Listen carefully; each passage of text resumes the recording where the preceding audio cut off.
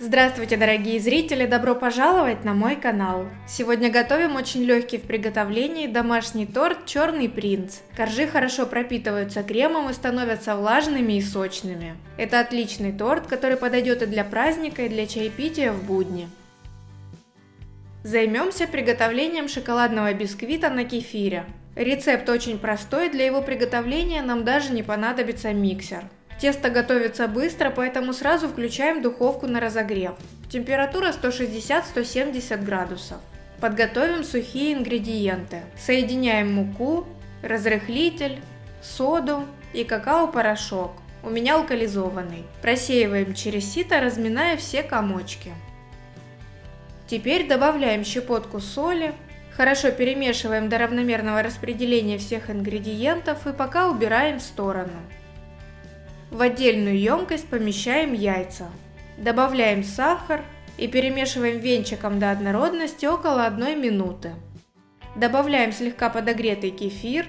Я подогрела в микроволновке 30 секунд. Сразу добавляем растительное масло, оно должно быть без вкуса и запаха.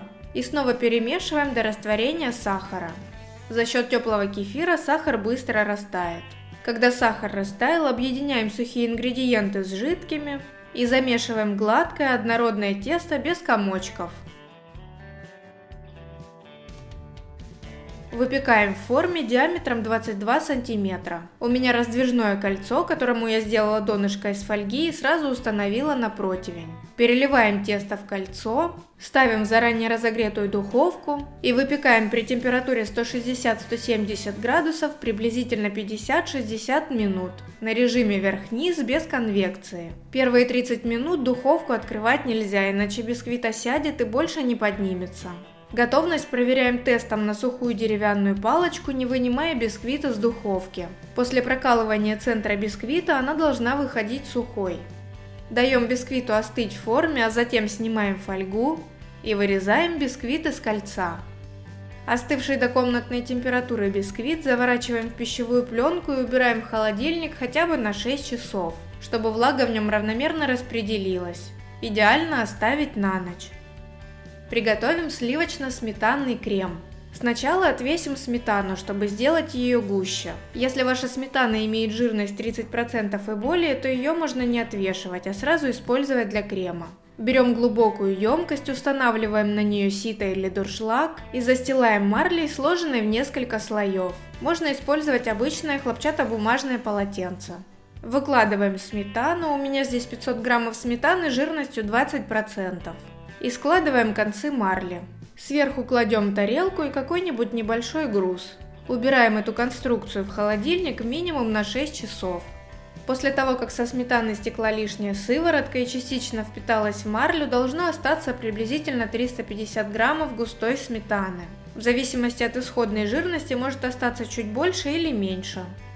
Сметана и сливки для крема должны быть холодными. Сливки для крема должны быть жирностью 33% и более. Если у вас нет возможности купить жирные сливки, то их можно приготовить самостоятельно из молока и масла. Как это сделать, смотрите по ссылке в описании.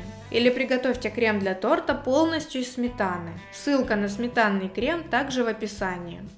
В глубокую емкость, в которой будем готовить крем, перекладываем отвешенную сметану, выливаем сливки и через сито добавляем сахарную пудру. Количество сахарной пудры можно регулировать по вкусу. По желанию можно также добавить ванильный сахар или экстракт. Слегка перемешиваем лопаткой, чтобы ингредиенты объединились и пудра при взбивании не разлетелась. И теперь взбиваем, начиная с небольшой скорости, постепенно наращивая до максимальной. В процессе взбивания крем увеличится в объеме, станет гуще и пышнее. Вот такой крем должен получиться в результате.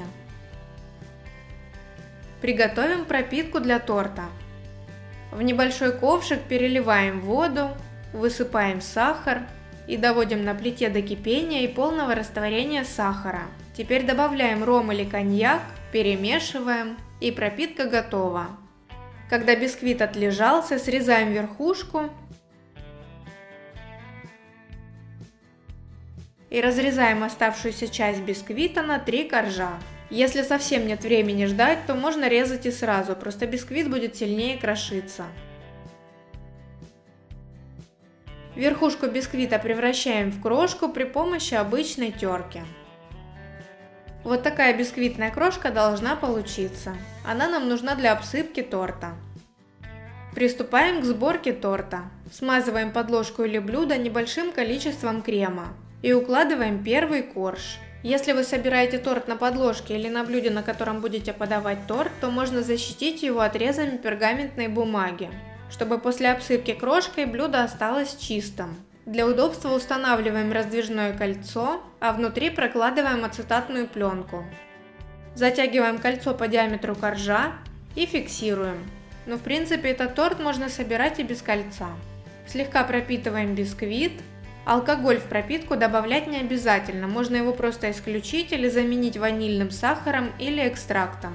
А также в качестве пропитки можно использовать сладкий чай или кофе. Небольшую часть крема сразу отложим для того, чтобы покрыть верх и бока собранного торта. А весь оставшийся крем делим на две прослойки. Выкладываем часть крема на бисквит и разравниваем. Чтобы сделать этот торт еще вкуснее, можно дополнительно смазать коржи вареньем из черной смородины или вишни, а затем уже нанести кремовый слой. Укладываем второй корж и пропитываем. Выкладываем вторую часть крема для прослойки и разравниваем. Укладываем третий корж и его тоже пропитываем. Накрываем собранный торт пищевой пленкой и убираем в холодильник на несколько часов для пропитки и стабилизации, минимум на 2 часа. Я оставила торт в холодильнике на всю ночь. Отложенный крем убираем в холодильник вместе с тортом. У меня прошла ночь. Тортик постоял, стабилизировался. Можно снять кольцо и ацетатную пленку. Далее оставшейся частью крема покрываем верх и бока торта.